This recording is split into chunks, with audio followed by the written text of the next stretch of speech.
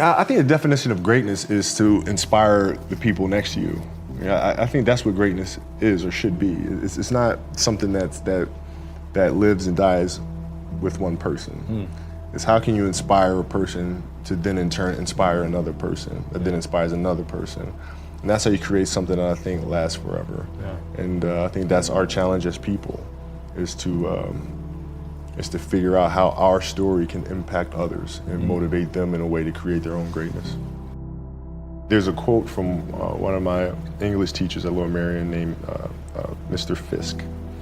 He had a great quote that said, "Rest at the end, not in the middle." And that's something I always live by. You know, I'm not gonna rest, I'm gonna keep on pushing now. There are a lot of answers that I don't have, even questions that I don't have. But I'm just gonna keep going. I'm just gonna keep going, and I'll figure these things out as we go, right? And you just continue to build that way. So I try to live by that all the time. And what brings you the most joy right now? Being with my family. Really? That is the most fun. It's just, it's hanging out with them all summer, being able to like do things that I ordinarily couldn't do. Yeah. Because of training, because of season and stuff like that. So being around them and watching Bianca grow up, because there are a lot of things that I miss with Natalia and Gianna because I was playing. So being there every day with them is so much fun, man. So it brings me the most joy. What does love feel like?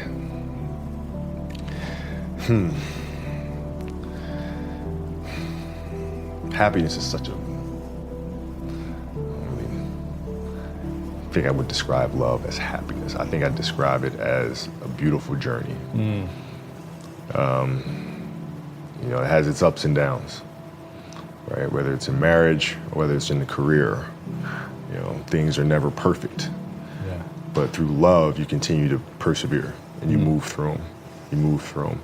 And then through that storm, beautiful sun emerges. Yeah. Right? And inevitably another storm comes. And guess what? You ride that one out too. Yeah. So I think love is a certain determination and persistence to go through the good times and the bad times with the someone or something that you truly love. My parents were great. Growing up, they instilled in me the importance of imagination, of curiosity, and understanding that, okay, if you want to accomplish something, I'm not just going to sit here and say, yes, you can do whatever you want. Yes, you can, but you have to also put in the work to get there, right? So they taught me that at a really early age, man. And when you grow up as a kid thinking that the world is your oyster, all things are possible if you put in the work to do it, you grow up having that fundamental belief. My mom was there on a daily basis. My father was really influential at a really critical time where I had a summer where I played basketball when I was like 10 or 11 years old, in a very prominent summer league in Philadelphia called the Sunny Hill League, where my father played, my uncle played, and they were like all-time greats and some stuff. And Wilt Chamberlain played in the league, Earl of Pro Monroe played in the league. And here I come playing, and I don't score 1 point the entire summer. Really? Not one. How old were you? 11, 10, 11. And you're playing against other 10, 11-year-olds? Or and you didn't score once? Not one. Were you in the game? I was in the game. How'd you not score? Because I was terrible. Really? Yeah. At 10, 11 years old, you were that terrible. Awful. I mean, and I had these big knee pads on because I was growing really fast. I had socks all the way up here, and I had like the high top skinny, fade, like skinny as hell. And I scored not a free throw, nothing, not a lucky shot, not a breakaway layup, 0 points. And I remember crying about it and being upset about it. And my father just gave me a hug and said, listen, whether you score 0 or score 60, I'm gonna love you no matter what. Wow. Now that is the most important thing that you can say to a child. Because from there, I was like, okay, that gives me all the confidence in the world to fail. I have the security there. But to hell with that, I'm scoring 60.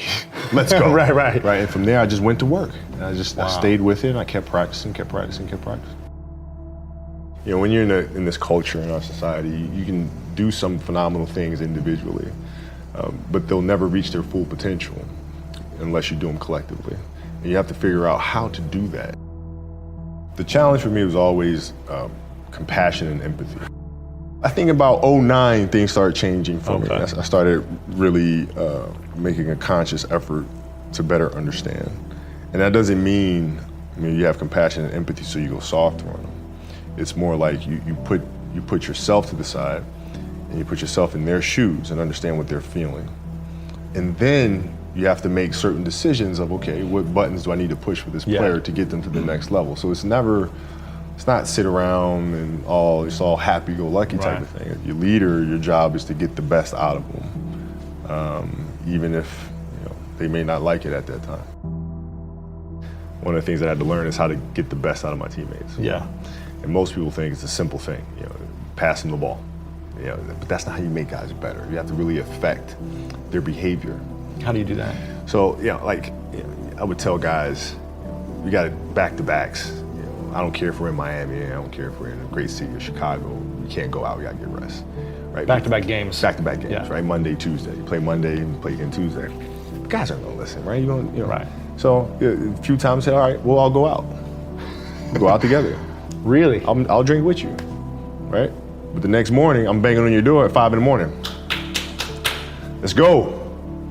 They're not getting Where are we that. going? I hung out with you. Now you come hang out with me. Wow. This is what we do. All right, let's go. And we're at the gym. We're working out. Right. We hit the bus. We go to practice. We play that night. And they're dead. And they're dead. And they're like, oh, lesson learned. Really? Lesson learned. Take them out once. Listen, if you're gonna do that. But don't let that compromise what we're here to do. Right. This is why we're here. This is why you're here in the first place.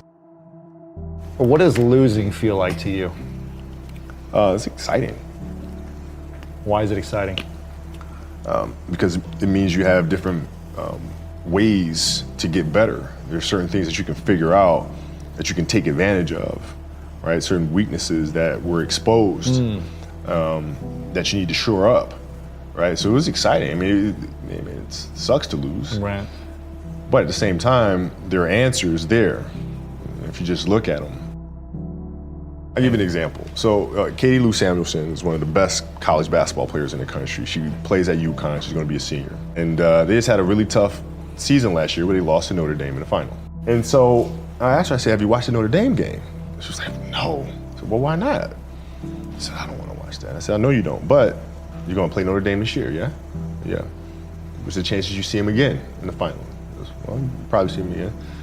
I said, well, you can't show up and play them without knowing why you lost that one, right? So, the mistakes that you've made in that game, you have to do the hard stuff and watch that game and study that game to not make those mistakes over and over again just because you weren't brave enough to face it. So she came down to the office. I brought her down to the office and we sat down, we watched that game together. Wow. Right? And you gotta deal with Face it. it. Gotta deal with it. Face it, learn from it. When you play for 20 years, I played for 20 years, you reach a certain level, you're like, okay, wait a minute, I have to start again at the base of a mountain and try to climb the top of this mountain. First of all, what mountain am I climbing? I don't even know, what the hell am I gonna be doing? And it's very scary. It's very scary. Even for you? Oh, absolutely.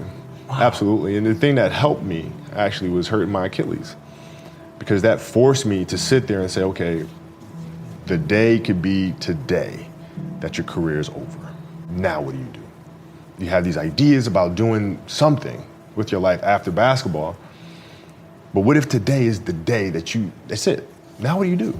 So I had all this time sitting there with my Achilles injury and contemplating and thinking, and I said, I better get to work. Wow. That was that. The mentality book is really about process and craft. I've broken the book up into 2 sections.